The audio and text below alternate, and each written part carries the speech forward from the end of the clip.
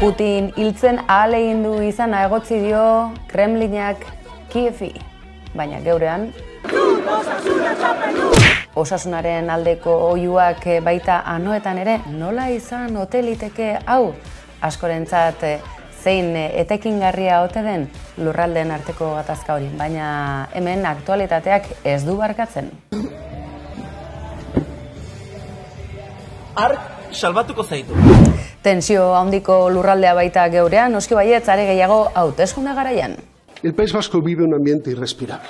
Eta kainakaik berriz, hater kanpaina bortitza abian jarri du.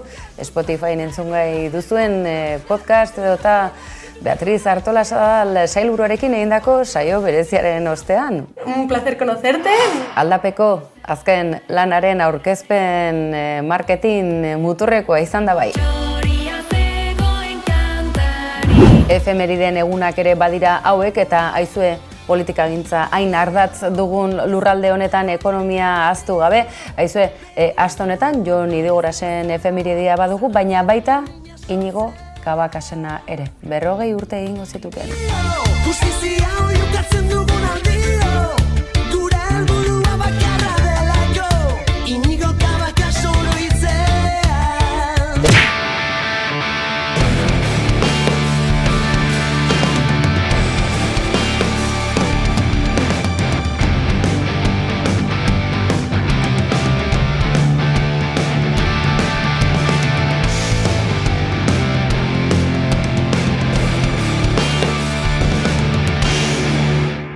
Dos drones ucranianos dirigidos contra el Kremlin.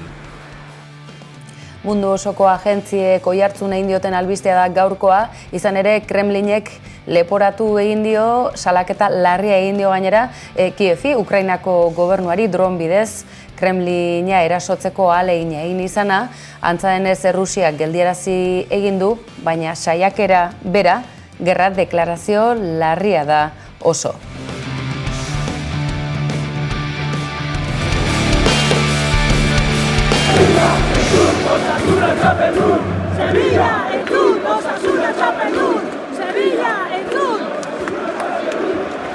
Eta entzun dituzue, anoetan Real Madrid irabazi ostean zer nolako pozez jarraitzaile txuri-urdinak, baina pozik, eta datorren asteburu honetan hainbesterako emango duen final horri begira, nafarrekin elkartasunez gipuzkoarrak bart gauen esan da bezala Donostian, anoetan.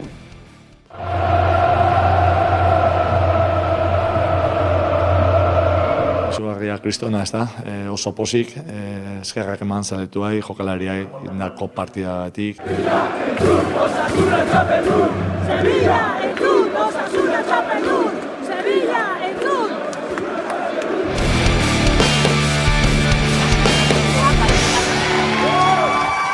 Asuncion klinikako langileekin. Bigarren mailakoak algea?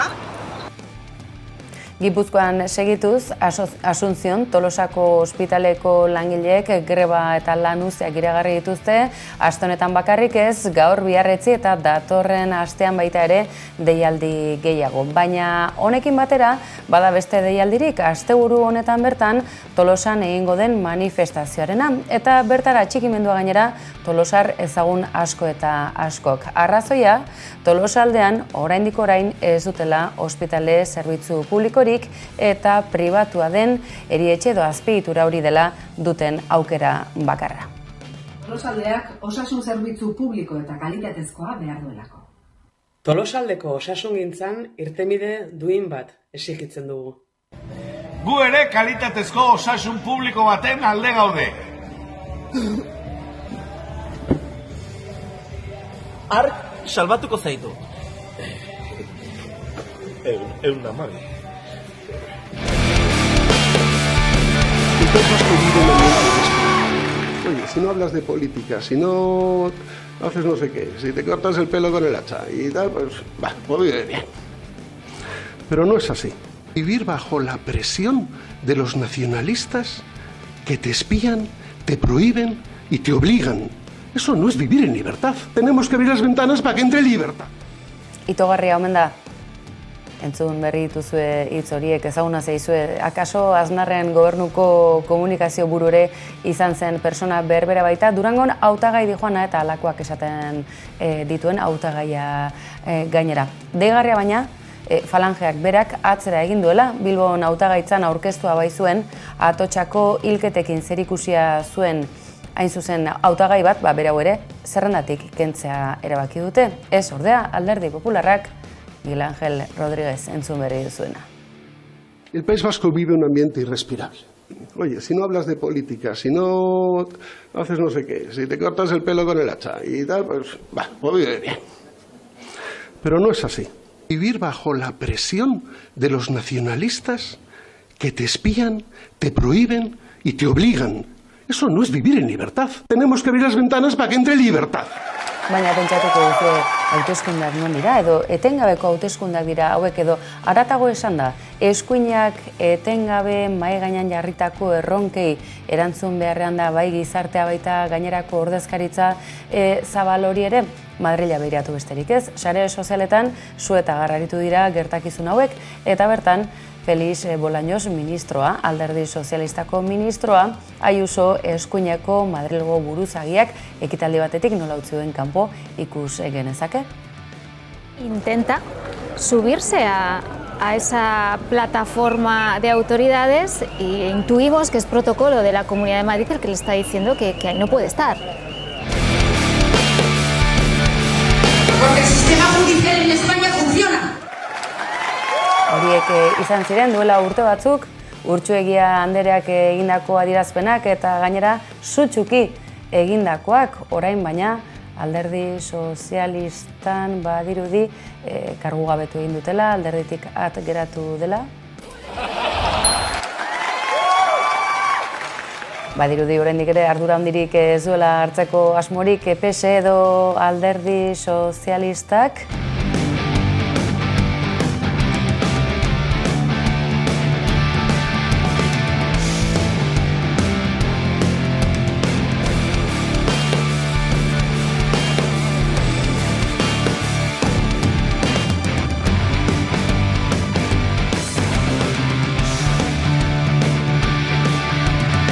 Bere onerako izan PSE gaur egun oraindik nolabait esku batez Urtsuegia deuseztatzen egotea, baina bestean nolabait oraindik beraien erantzukizuna ere alderdi bezala alde batera uztea gutxienez deigarria iruditzen zait, eta uste dut jokatzen ari direla edo kokatu nahi dela gaia lasarteko kontu bat izango balditzu ez dela, baina Andrea hau, justu gaia lertu zenean, Patxi López lehendakari zela mugitu zuen Txileko ordezkaritza batera, beraz Eusko Jaurlaritzaren postu bat eduki zuen hau guztia gertatzen ari zen bitartean, 18 urteko inhabilitazioa ezarri diote, eta atzera joko agenu 18 urte horietan adibidez kargu publiko hori ezingo luke bete. Bestalde senataria ere izan da Espainiako senatuan, beraz hainbat kargu eduki ditu, PSEk halako erantzun epel bat emateko iruditzen zait.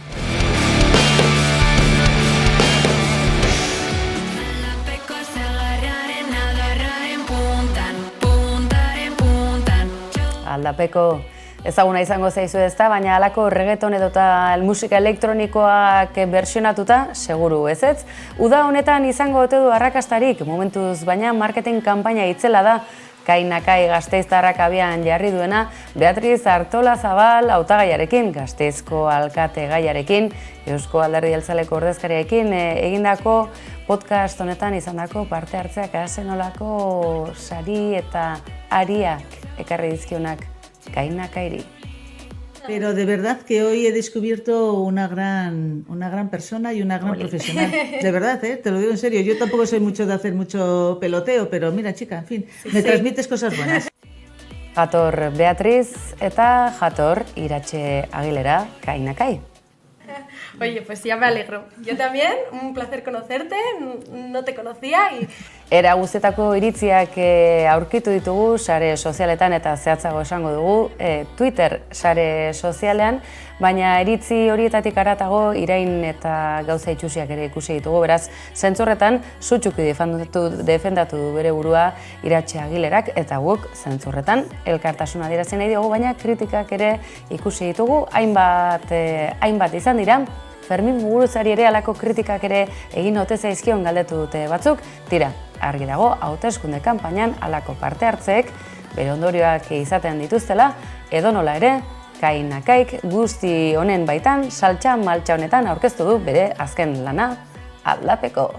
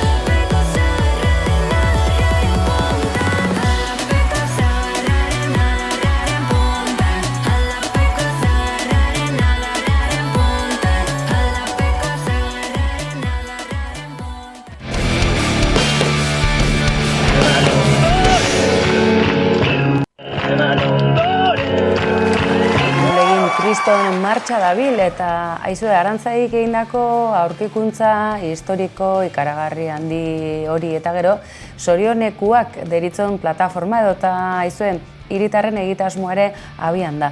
Antza denez, aste honetan bertan izango dugu abesti baten berri eta deialdiare egina dute ekainaren 10ean hiriburu zaharrean elkartzeko Iruñan egin baitute hitzordua. Aurrerapenak porrotxoen eskutik ikusi ahal izan dituzuen bezalaxe, baina bideoklipean buru belarri dabiltzan euskal aktore abeslari jende ezagun mordua. Ostiralean jakingo dugu, baina aurrerapenik bada sare sozialetan.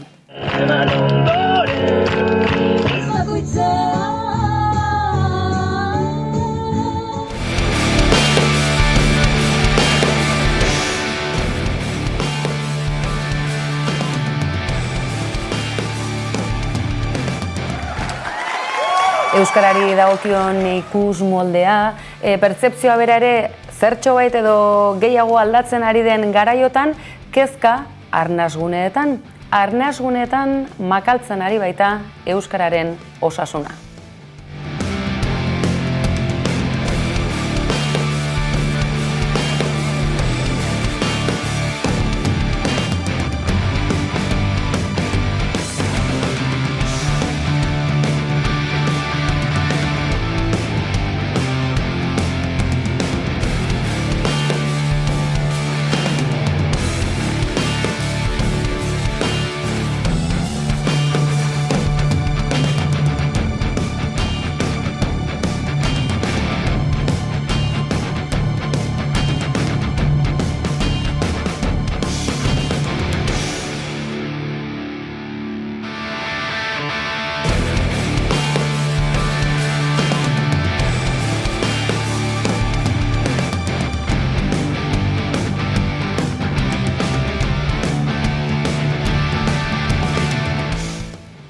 Udalerri Euskaldunen mankomunitateak UEMak egin du ikerketa hau eta datuak kezkarako ere ematen dute. Aipatu dizuegulako kezka zehazki gainbehera zantzuak ikusten dituztelako arnasgune diren hainbat udalerritan. Arantxa Iraola, kaixo, eskerrik asko gaur geuren izategatik hasteko eta behin. Eskerrik asko zuei. Eta aipatzen ditugun ikerketa datu hauek, transmisioa, erabilera, jarrera. Transmisioan atzera egin dugula, baita udalerri gaizki, lehenengo galdera saltatu indet, kaguen la letxe. Bai, Andriu, bigarren kortea eta gero, bale? Hoi da. Bale, berriz dijoa, berriz esangoete, kaixo zeharantxata. Bale, ba. Udalerri Euskaldunen mankomunitateak kezka adierazi du batean behintzat, arnasguneetan behera egiten ari garelako, hain zuzen ere, gainbera zantzuak agri direlako arnasguneetan, udalerri hauetan, barkatu, berriz. Haien, dena presak egiteatikan. Bale, ba. Ba ez, Andrea? Udalerri Euskaldunen mankomunitateak UEMak adierazi du kezka hau, Euskararen arnasgune diren udalerri horietan makaltze aldera egin dugulako. Arantxa Iraola, kaixo, eskerrik asko gaur geurean izateagatik. Azaldu iguzu pixka bat, kezka honen jatorrian onden UEMak egindako azken ikerketa honetan? Eskerrik asko zuei. Eta bai, kezkarako motibuak UEMako teknikariak esplikatzen dutenaren arabera, datu hauek irakurtzen dituztenean, arnasguneek eta udalerri euskaldunek oraindik ere eremu euskaldunak izaten jarraitzen dute, alderatzen baldin baditugu gainerako eskualdeekin, euskara biziago eta ugariago, naroago entzuten den espazioak dira, baina ondo deskribatzen dute eta erabiltzen duten irudia da txamponarena, bi alde dituen txamponarena, Eta txamponak bi alde dituen moduan, datu hauek atera dituzte inkesta soziolinguistikotik, eta inkesta soziolinguistikoan orokorrean ikusten diren joera batzuk udalerri euskaldunetan ikusten dira motelduago. Esate baterako ezagutzari, hizkuntza gaitasunari erreparatzen badiogu, hor ikusten da, aurrerapenak mugatuagoak ikusten dira, azken urte hauetan asko nabarmentzen da hazkundea, ezagutzan gaitasunean izan den igoera, baina hor ikusten da datuak motelagoak edo mugatuagoak direla bereziki udalerri euskaldunet, eta udalerri euskaldunetan baina esango genuke arnasgune deitzen diegun horietan, eta laugarren eremu soziolinguistikoa edo euskararen ezagutza 80%tik gora duten eremu horietan, eta horiek agertzen dira bereziki ahul eta bereziki datuak hor agertzen dira gainbera zantzu batzuk eta bereziki hoiei erreparatzen ari dira teknikariak ikusteko nondik nora egin daitezkeen aldaketak edo zein politika sustatu behar dira. Bat baina gehiago kakaso entzuten gaituen edo nork esango du, baina arnasgune, zer da arnasgune bat, Euskararen arnasgune? Besterik gabe herri txiki bat, hirigunetik urrun dagoena, zer da arnasgune den udalerri bat? Teknikariak eta soziolinguistikan esplikatzen duten ematen dituzten irizpideen arabera, laugarren gune soziolinguistiko horiek dira, laugarren gune soziolinguistiko deitutako horiek dira berezik ez da, ezagutzan 80%tik gora dutenak, eta itxura guztien arabera datuak erakusten dute bereziki sentikorrak direla aldaketen aurrean, ez da, bereziki horietan aldaketak, igual joerak mugatuagoak direla, oberako joerak mugatuagoak direla, eta aldiz, bestelako zantzu batzuk, berakada edo moteltzea erakusten duten bestelako datu batzuk, nabarmenago edo gordinagoak ere direla. Zentzurretan izango dute eragina faktore ezberdinak, besteak beste etxe bizitzaren auziak ere izan dezak eragina, ez da?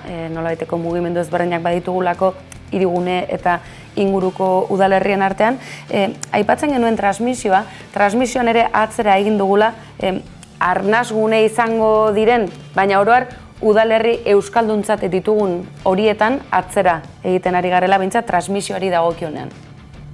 UEMak atera dituen ondorio hauetan eta eman dituen argibide hauetan, transmisioan lehen hizkuntzaren aldagaia Euskal Herri osoan ari da aldatzen, ez da? Lehen hizkuntz gero eta euskaldun gehiagok lehen hizkuntza ez dute euskera, baizik eta beste hizkuntza bat, ez da? Hori neurri batean pozgarria bada, ez da? Lehen euskera etxean jasotzen ez duen jende askok beste toki batzuetan jaso egin duelako eta euskaldunak irabazten ari geralako, baina lehen hizkuntza euskera ez izatea, ekarri dezake, igual zera bat, ez da? Erraztasun urriago bat hizkuntza erabiltzeko orduan, eta erabiltzeko ere igual espazio urriagoak izatea. Eta hori oso aintzat hartu behar da orain, ateratzen ari diren ikerketa soziolinguistikoetan oso aintzat hartu beharreko aldagaitzat hartzen dute. Horregaitik UEMak ere lehen transmisioaren gaiaren gako nagusiak emateakoan bereziki erreparatu nahi izan dio lehen hizkuntzaren aldagaiari. Eta hor berriro ere ikusten dugu, jetxiera bat, lehen hizkuntzaren aldagai horretan, eta berriro ere, lehen hizkuntza gaitasunean aipatzen genuen joera antzekoa, hirugarren gunean baino handiagoa da jetxiera, kasu honetan, laugarren gunean ere ez, euskaldunenak diren eremu horietan. Zentzu horretan lotura zuzena du. Erabilerari dagokionean, deigarria egin zaigun datua ere bada, erabilerak, esan dezagun, akaso, belaunaldi berriek, erabilerarekin sensibilitate gehiago edo bintzat joera edo ohitura bintzat eutsi egiten diotela, baina aldiz 50 urtetik gorakoen belaunaldi edo bintzat multzo horretan, populazioaren zati handi edo nabarmenena den horretan, erabilera ez dela bintzat berme on bat. Bai, aintzat hartu beharreko aldagaietako bat izango da, eta itxura batean nabarmena baita ere, azkeneko txosten honetan, ikerketa honetan adierazi dutenagatikan, nola nahi ere nik uste pozgarria dela, gazteen artean ez, bereziki datuak aintzat hartzekoak izatea, eta horrek eman dezakeela baita ere, gazte horiek 50 urte betetzen dituztenean zer gertatzen horrik ikusi beharko da, baina seguraski hori ebaluatzen hasteko aldagai asko daude, eta igarle izan beharko genuke hor zer gerta egiteke jakiteko. Zentzu horretan, Arantxa, pixka bat bustitzeko eskatuko dizut. Jarreraz ere, ikerketan jarrera aztertzen da, baina jarrera hori, oro har jakina da, gizarteak ez duela euskararen aurkako jarrerarik, beste gauza bada, erabileran, transmisioan, ezagutzan, erreztasunak, privilegioak, bizi ibilbideak, hauteskunde kanpainan egonda, jarrerak ikusten ditugu zenbait posizio politikok jarrera kontrajarri bati nolabait eutsi egiten diotela, posizioari ere nolabait zentzu bat bilatzearren, ikusten da, edo pixka bat abiapuntuan aipatu duguna, gizartean halako posizio edo kontrako polo horiek existitzen segitzen dute edo eta horrek ere nolabaiteko garapen bat izan du, eta dagoeneko euskara nolabait zentzu horretan ere pentsakera guztietan normalizatuta dago. Ez dakit arraza da neurtzen, kasu honetan inkesta soziolinguistikoa da emarila, nolabait ere datu hauen atzean dagoena, eta hor afirmazio batzuen gainean egiten da, ondorioztatzen da jendearen jarrera zein dan, eta afirmazio jakin batzutan esango nuke jendeak orokorrean nekez egingo duela euskararen sustapenaren kontra dagoela esango duela, edo ez dakit, zehatzago ere galdetzen da, iruditzen zaien, lanpostu publiko bat edukitzeko euskara jakin behar da, eta orokorrean jendeak ematen du datu onak ematen dituela, edo euskararen aldeko erantzunak ematen dituela. Baina, horrekin bakarrik jarrera neurtzea zein dan, ez da bat ere lan xamurra. Orain dela gutxi, berrian hemen mainguru bat egin genuen, hizkuntza eskakizunekin, eta orain sortzen ari diren hainbat, albisteren arira, eta Idurre Eskibal Sabelek nukitzen zen oso handiz, zen honakin esan zuela, olako afirmazioak egiteko orduan, erraza da baiezkoa ematea ez da, baina nabarduretara jaisten garenean, edo nabardurai erreparatzen diegunean, edo geure ogila, geure etorkizuna, hauzitan ikusten dugunean, hor askotan, baieztapen horietan grisak agertzen joaiten direla, eta horri egean erreparatu egin berri dugu, jarreretan egon daitezkeen zedai begira.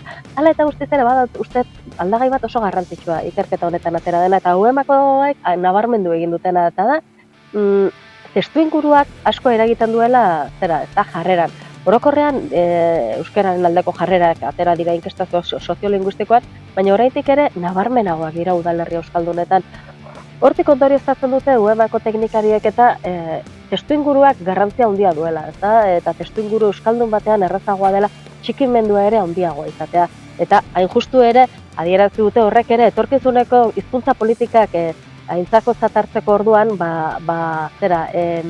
hori ere erreparatu egin beharko geniokeela, askotan esaten delako, norbanakoen kontua, norbanakoen autua dela hizkuntza autua, baina askoz ere konplexuagoa da, faktore asko daude atzean, eta zalantzari gabe testuinguruko aldagai gehienei erreparatu bertzaia, eta eremu euskaldun batean egoteak erraztu ere egiten du bide hori.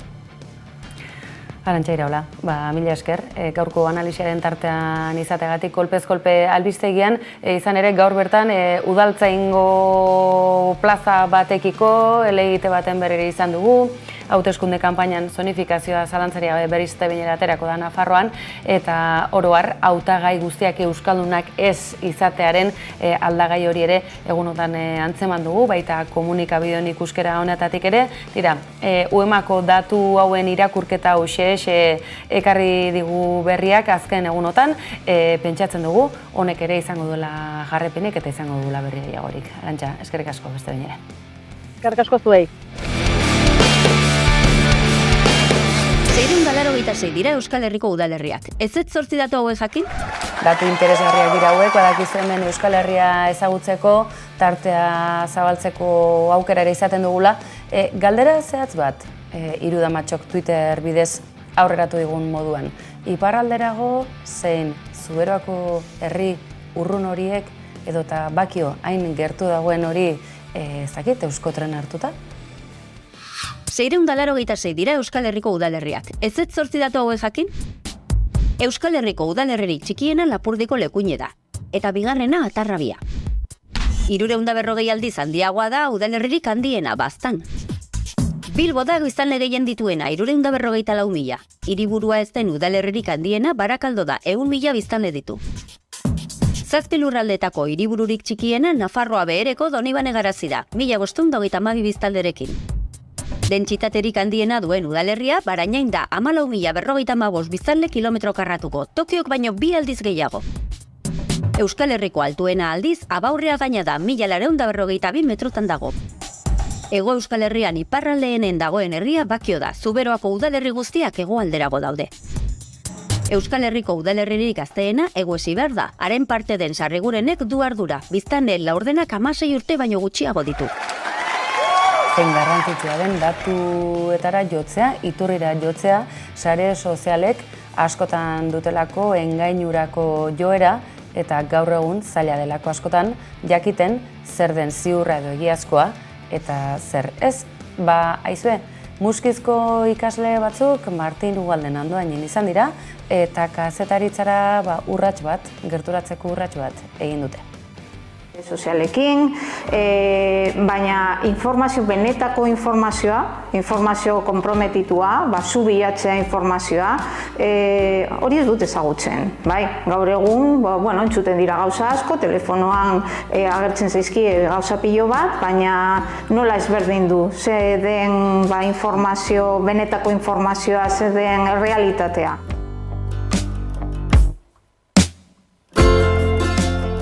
Gezonaldea euskara mailan dela berezia, oso gutxi hitz egiten da, eta bazen beste motibo bat edo, beste itxaki bat baita ere euskara bultzatu.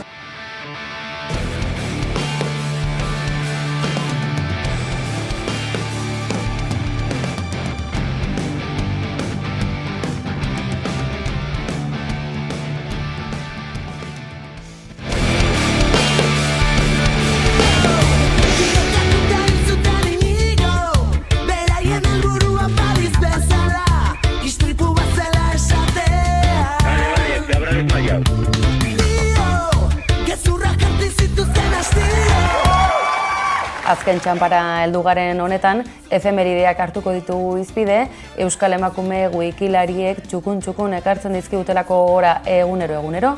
Marisa Barrenak oraingo honetan gogora ekarri diguna berriz, aste honetan 40 urte beteko zitukeela Inigo Cabacas gazte bilbotarrak. Honekin, agur esango dizuegu gaurkoz, badakizue bihar hemen izango dituzuela bueltan, egunero hemen nahi zaituztegu kolpez kolpe albistegi zerbitzu azido zein fidagarri honetan, eta nahi eran badakizue, sare sozialetan aurkituko gaituzuela Gabon pasa bihar arte.